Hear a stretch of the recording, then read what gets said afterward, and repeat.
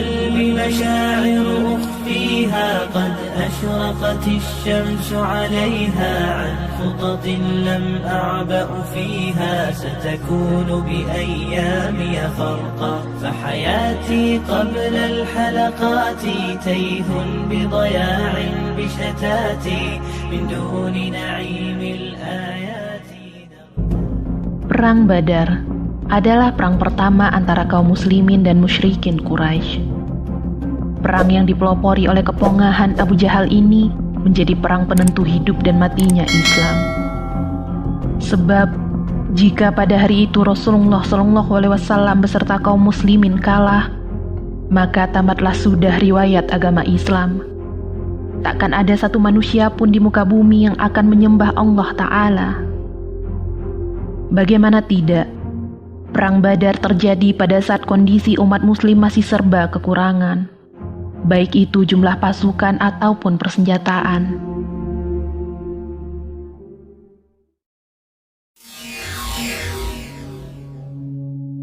Hampir seluruh kaum lelaki dari umat muslimin berada di lembah Badar pada waktu itu. Namun jumlahnya tak lebih dari 313 mujahid saja yang berbekal persenjataan seadanya. Jika mereka kalah, maka masa depan Islam tak dapat dibayangkan. Sedangkan kaum musyrikin Quraisy datang dengan persenjataan terbaik yang mereka miliki.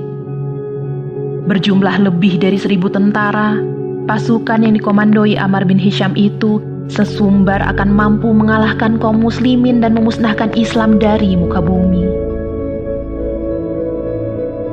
Namun ada yang tidak kaum musyrikin itu ketahui, yaitu pasukan yang akan mereka hadapi esok hari bukanlah pasukan biasa.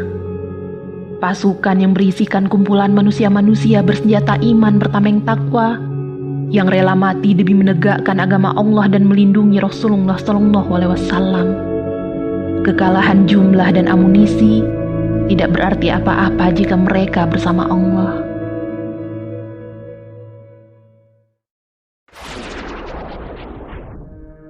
Malam sebelum 17 Ramadan, tahun kedua Hijriyah. Allah menurunkan hujan sebagai rahmat bagi kaum muslimin.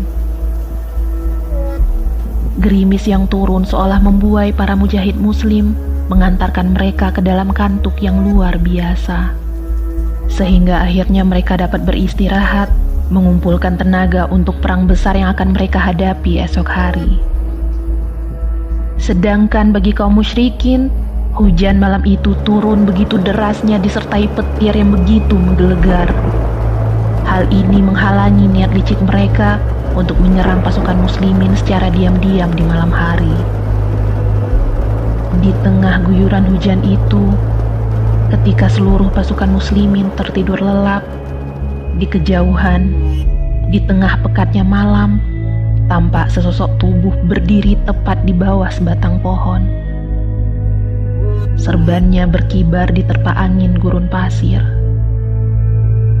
Sesekali tubuhnya dibungkukkan, sesaat kemudian kepalanya menyentuh tanah untuk bersujud, untuk kemudian ia menadahkan tangan sambil berurai air mata, memanjatkan doa dengan sepenuh hatinya.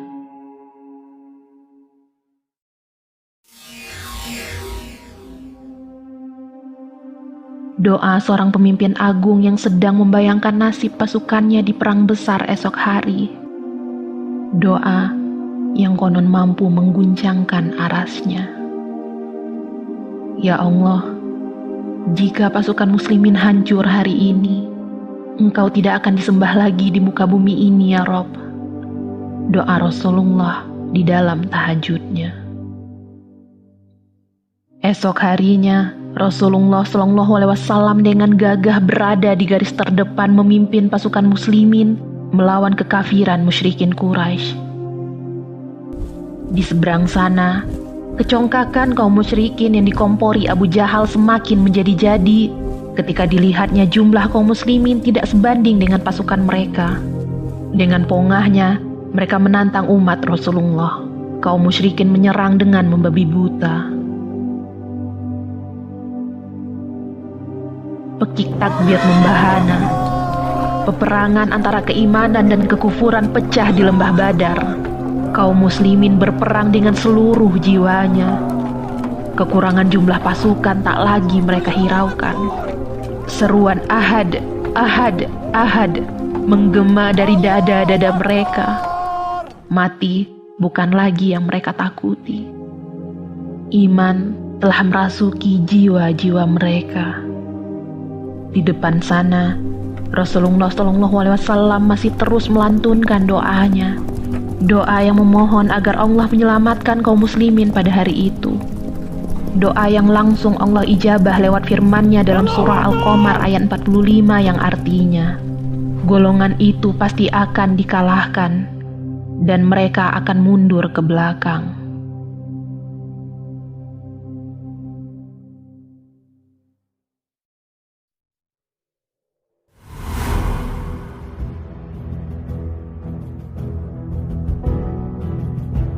Dan benar saja, ahli matematika manapun takkan bisa mengkalkulasi kemenangan 313 dibanding 1000.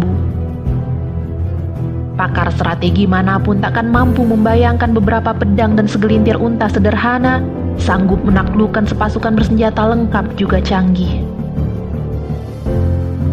Namun tiada yang mustahil di hadapan Allah. Bukan banyaknya, bukan canggihnya. Di hadapan Allah, iman yang paling kuatlah yang menang. Dan hari itu, Allah menurunkan bala tentaranya.